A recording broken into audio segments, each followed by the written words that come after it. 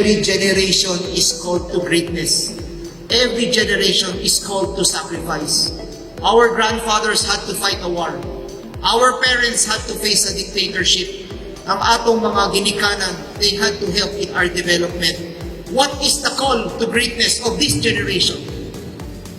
If this is the call to greatness of this generation, to save Bohol from COVID-19 and to work very hard so that makarecover tang tanan, I accept the challenge.